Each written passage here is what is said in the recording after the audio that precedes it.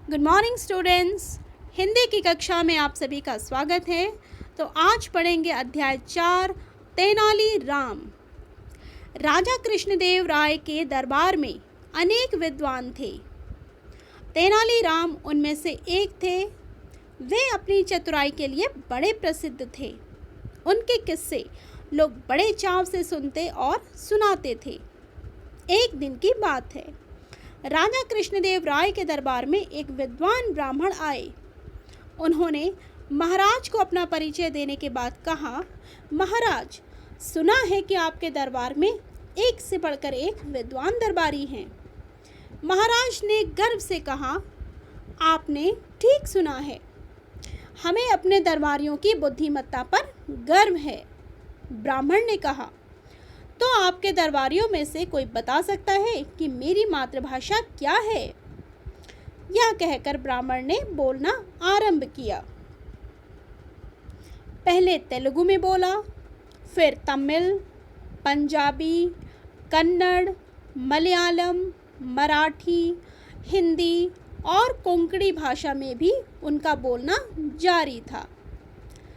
वे जो भी भाषा बोलते लगता कि उनकी मातृभाषा है।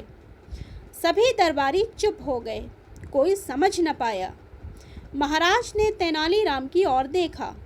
तेनालीराम उठे और बोले, महाराज, मेरी प्रार्थना है कि विद्वान अतिथि को कुछ दिन अतिथि गृह में ठहराएं और मुझे उनकी सेवा का अवसर प्रदान करें।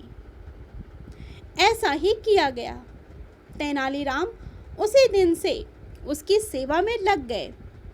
एक दिन जब विद्वान ब्राह्मण एक वृक्ष के नीचे आसन पर बैठे थे, तो तेनालीराम ने पांव छूने के बहाने उनके पांव में कांटा चुभो दिया। ब्राह्मण दर्द से छटपटाए और तमिल भाषा में अम्मा अम्मा चिल्लाने लगे। तेनालीराम ने वैद्य को बुलाकर तत्काल उनका उपचार करवाया। अगले दिन ब्राह्मण दरबार में आए और बोले, राजन, आज तीसरा दिन है, क्या मेरे प्रश्न का उत्तर मिलेगा? महाराज ने तेनालीराम की ओर देखा तो वे उठकर बोले, महाराज, इनकी मातृभाषा तमिल है। महाराज के कुछ कहने से पहले ही अतिथि ब्राह्मण बोल पड़े, वाह वाह तेनालीराम, आपने बिल्कुल सही बताया, किंतु आपने यह कैसे जाना? तेनालीराम ने हाथ जोड़कर कहा, हे अतिथि ब्राह्मण, आपके पांव में कल जब कांटा चुभा था, तब आप तमिल भाषा में अम्मा अम्मा पुकार रहे थे।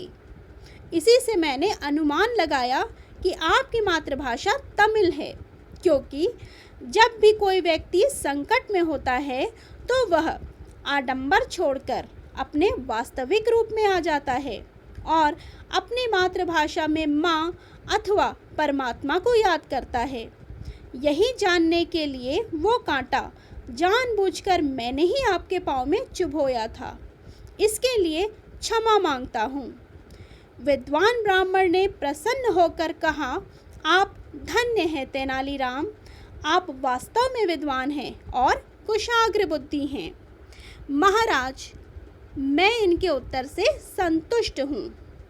अतिथि ब्राह्मण के मुख से यह बात सुनकर महाराज बहुत प्रसन्न हुए और तेनालीराम को अपने गले का कीमती हार उतारकर पुरस्कार स्वरूप दिया। इस प्रकार तेनालीराम ने सभी दरबारियों की लाज रख ली। तो बच्चों, इस पाठ से हमें ये सीख मिलती है कि व्यक्ति की असली पहचान उसकी भाषा से होती है। धन्यवाद।